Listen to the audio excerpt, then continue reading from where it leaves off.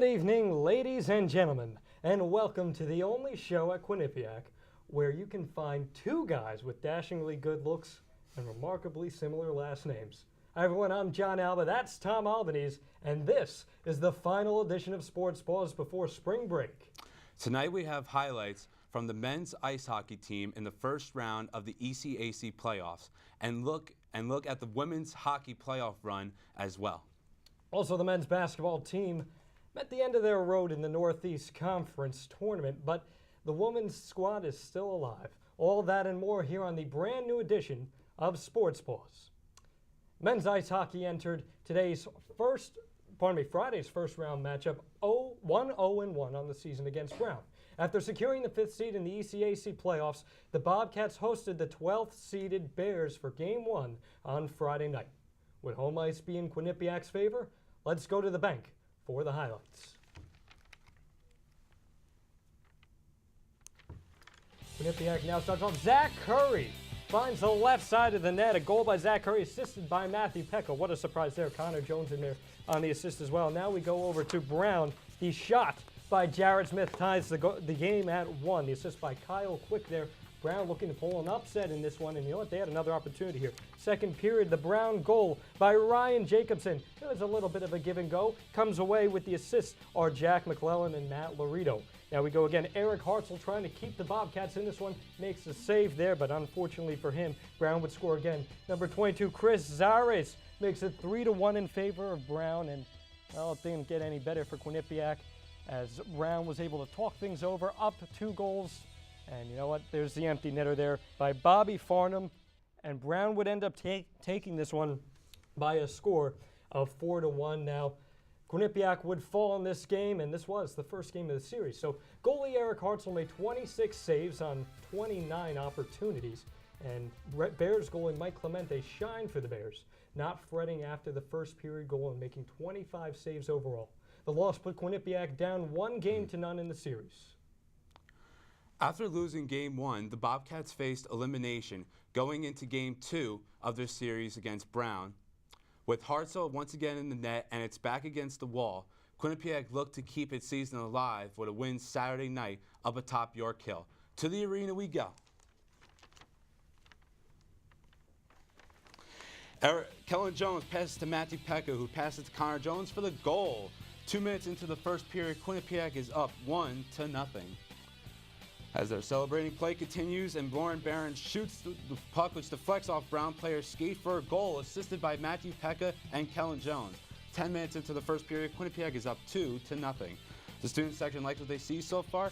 The shot by Brown's Garnett Hathaway is saved by Eric Hartzell, but a fight ensues after the play is dead between Hathaway and Q's Mike Doheason. Referees trying to calm down the players so they can continue.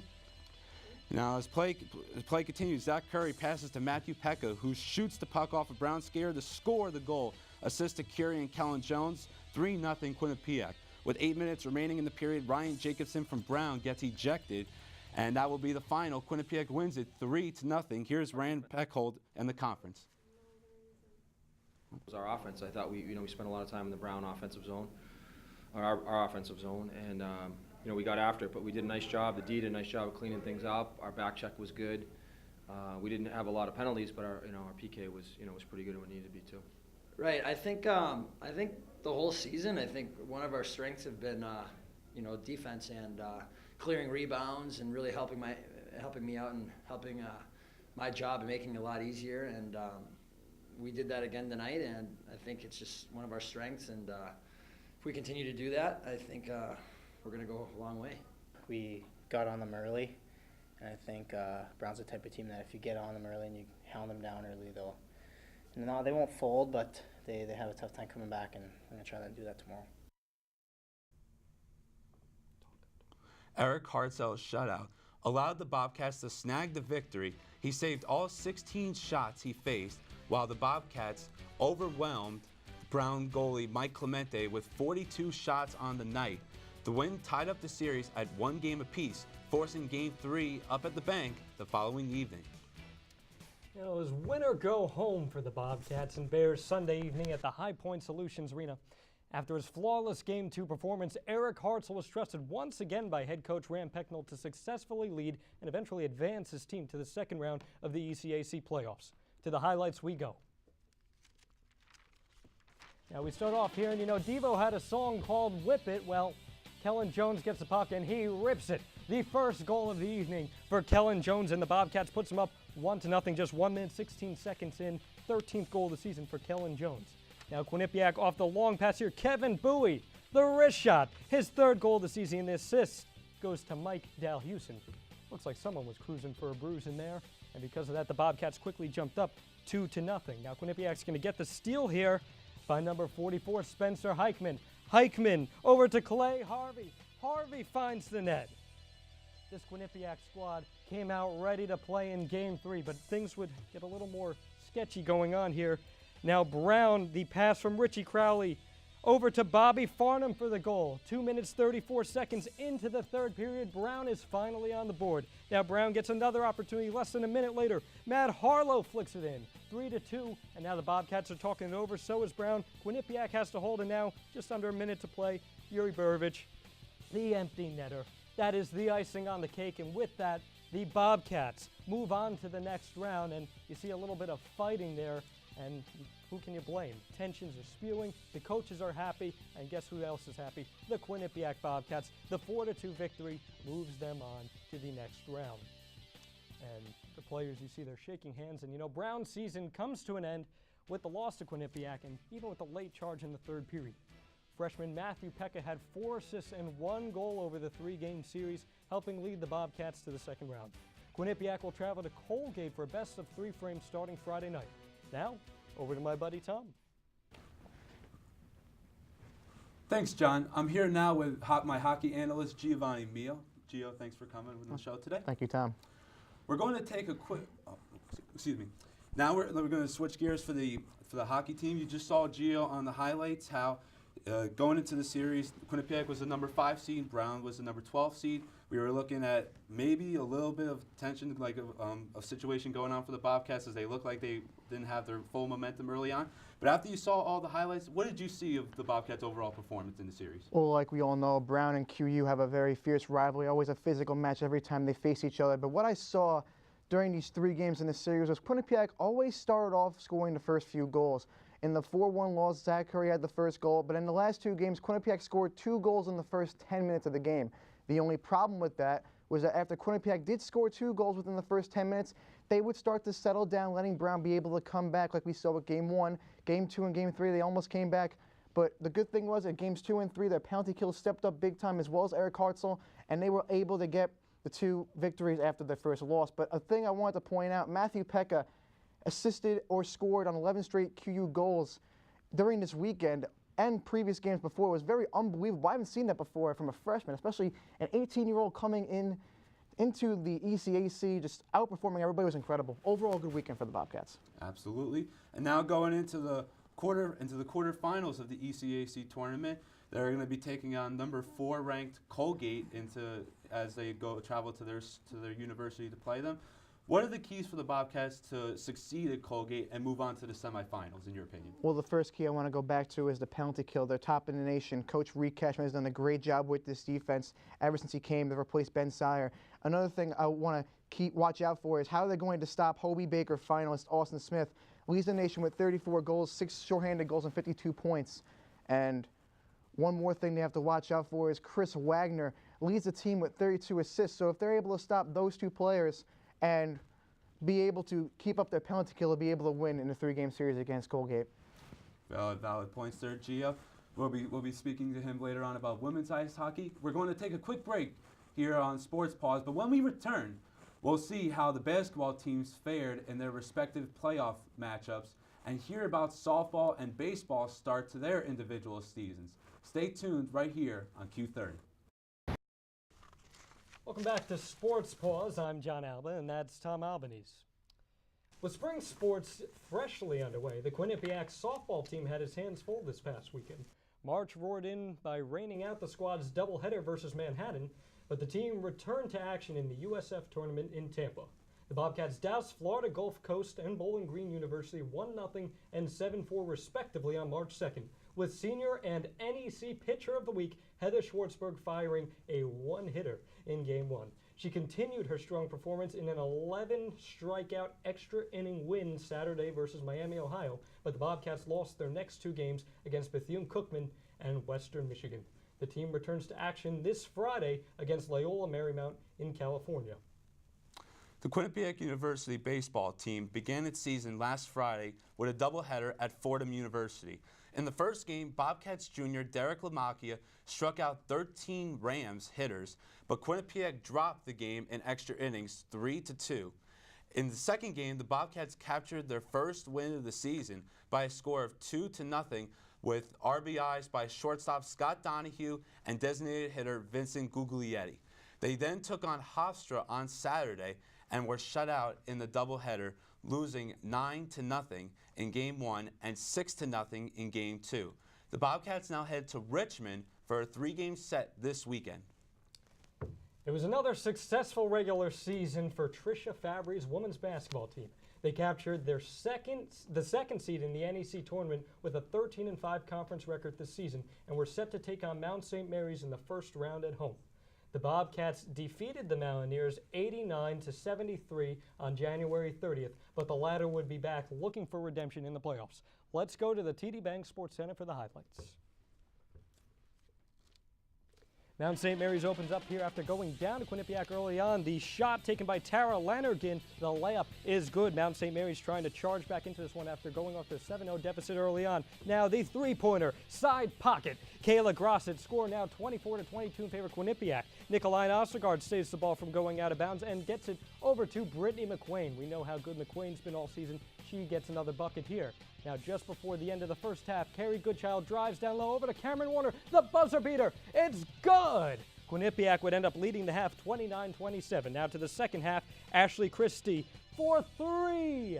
Gets it to go. That's another three-point shot there for Christie. But guess what? It's Jasmine Martin. She drives. She spins. She's looking like Kenyon Martin down low. 2 points for Jasmine Martin. Now here's Martin again. She gets the pass over to Cameron Warner. Cameron Warner for 2. Gets it to go. Warner had 8 points. Martin had 12 on her own.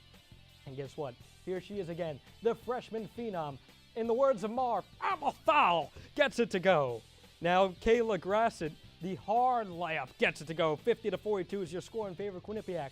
Sam Guastella, another freshman, stepping it up. She gets to the lane, gets it to go. 54-52 Quinnipiac, and Guastella once again the layup. Sam would finish with 11 points in the contest. But here's the play of the game. Quinnipiac barely hanging on. Felicia Barron, who led the game with 15 points, drives. She's got 4 defenders on her tail. She's able to split all of them. It's a testament to how athletic that Felicia Barron is.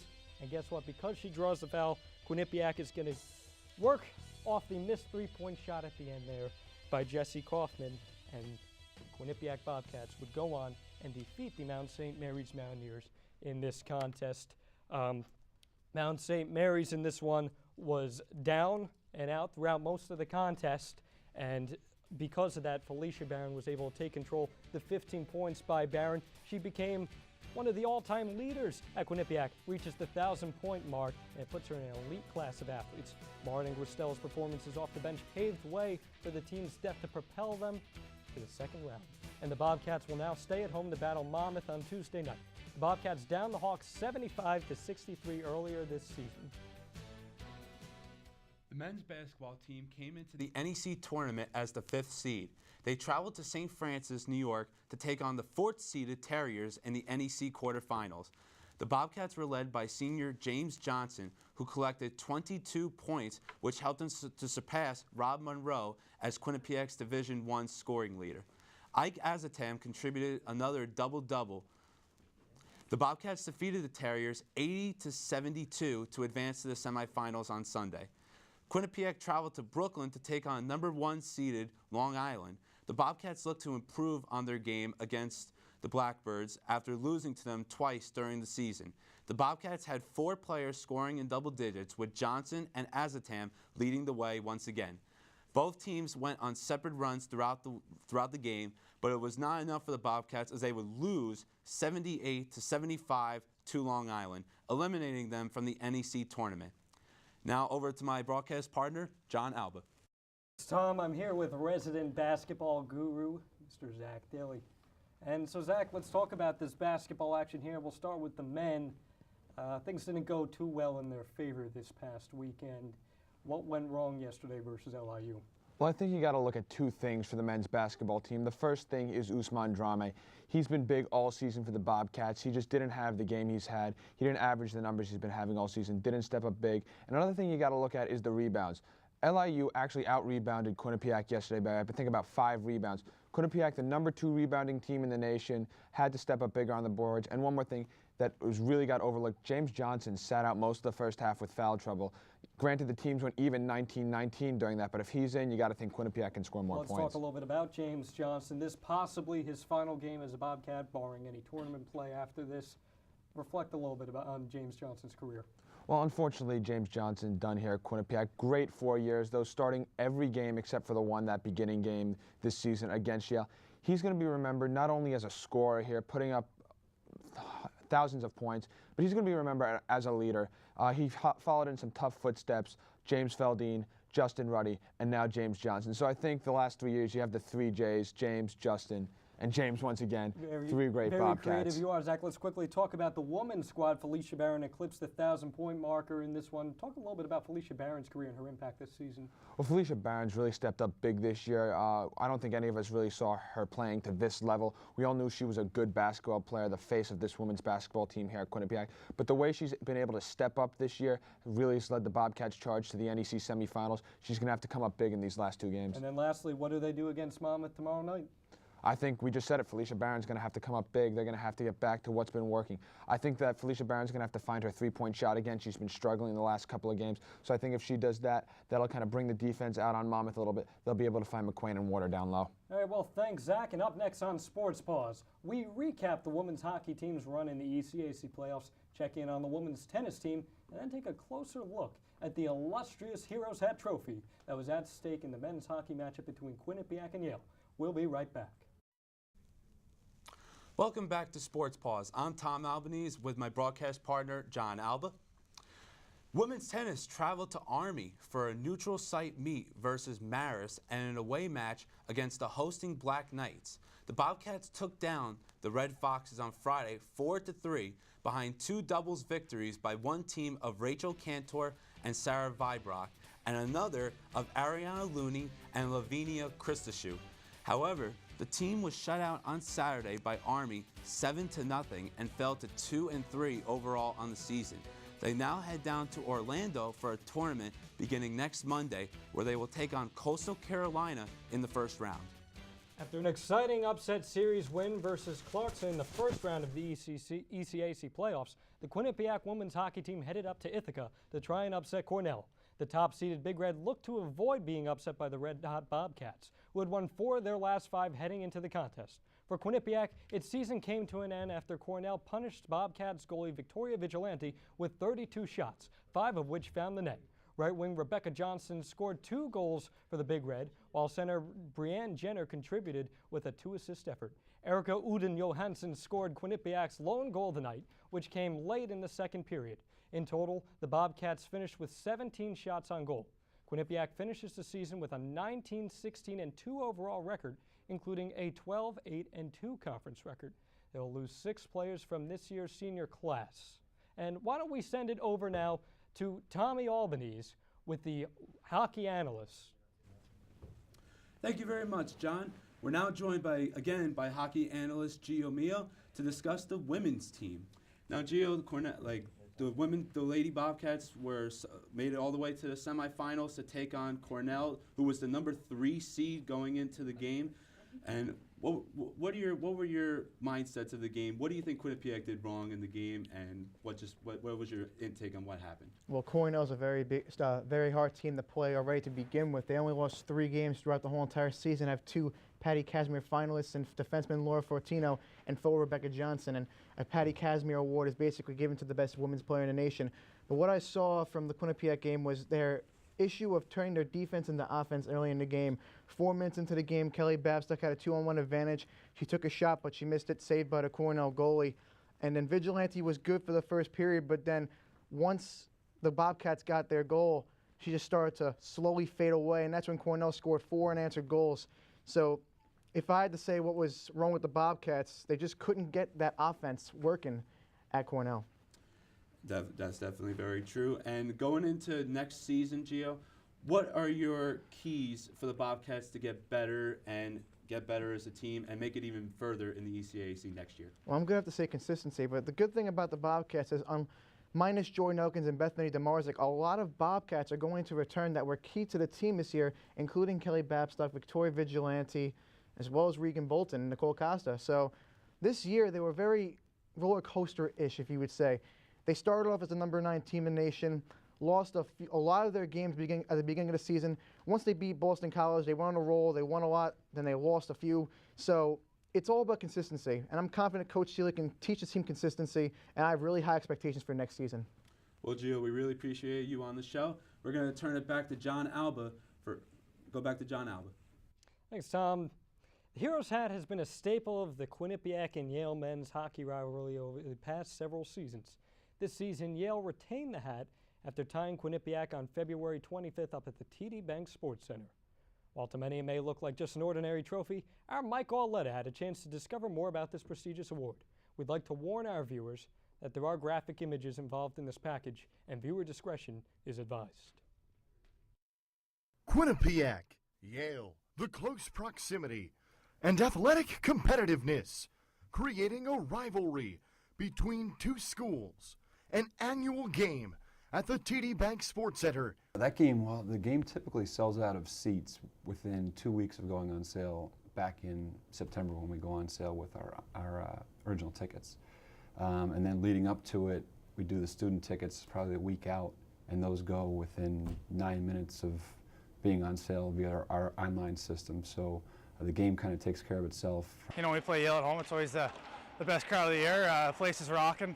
You know, everyone wears their gold, and you know, it's a lot of fun. We look forward to it all year, and it's a really good event for the community. It's my 4th year here, my senior year, and every year we have great fans, pack the house. Not only do we pack all the seats, but standing room also. Yeah, the atmosphere is phenomenal. I always use the phrase, it's more than a game, it's an event. You know, it's a big event for the Quinnipiac community and the town of Hamden, and we certainly have to play the game and go out there and battle for that, but it's a little more of an event, and it's just been a lot of fun over the years. I think both teams get revved up for it. Games at Yale are great too, but you couldn't ask for a better crowd on the Quinnipiac Yale game. The teams battling for the Heroes hat. But the underlying meaning of the award, much more than a hockey game.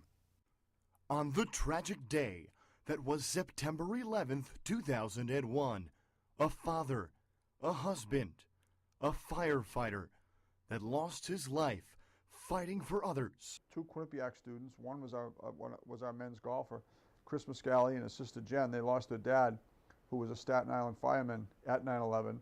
And so we were all pretty shaken by that. Chris was really leaning on the athletic department for some just sympathy and advice. And so we decided to have the Heroes hat. The name really came out of, I think the Muscali family donated one of their dad's fireman's helmets to us.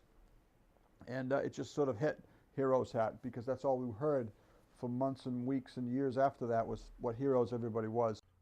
Joseph Muscali, a loving husband and father of 3, was 44 years old. Well, obviously, it's a very traumatic event, and you know, to be able to play for something that remembers him is a huge honor for us, and it's something that we take a lot of pride in. And you know, last year getting beat was tough, and then this year the tie again, it stays with Yale. That's obviously tough, and it's something that next year we're definitely making a priority to get that hat back. Whenever we play, we're normally playing for a ring or a trophy, so the Heroes hat has something deeper and a little bit of a different meaning than a trophy or something else. So it's special to play for, and it's for a good cause. So you know, it's a big win for us if we can get it back. For head coach Rand Pecknold, it isn't just about playing for Joseph Muscali. Pecknold was personally touched by 9/11. You know, it's just an awful tragedy, an awful event in the history of the U.S. and you know, something that's close to me too. My wife was, you know, in 7 World Trade on that day, and that's the 3rd building that went down that day in the afternoon. And she obviously, we were real lucky she got out alive, and I still vividly remember when, hearing about it and having to go down there and pick her up. So it's something that certainly that hits close to home, and it's a good way to honor those people that lost their lives on that day. An award with the likes of the Heroes Hat reminds us all that sometimes it's more than just a game. Thanks, Mike, and a special thanks to Chronicle photographer Matt Eisenberg for allowing us to use some of those photos as well. Well, Tom, this is our last episode of Sports Paws before we head to spring break, and what a busy first half of the semester it has been. That it has, John, and we'll be looking forward to an incredibly hectic spring season here at Quinnipiac as well. We hope that everyone on the Quinnipiac campus enjoys their week off, and we're looking forward to providing you with more in-depth coverage once again, right here on Sports Paws. For more information on our show and how to become a part of Q30, visit www.q30.org.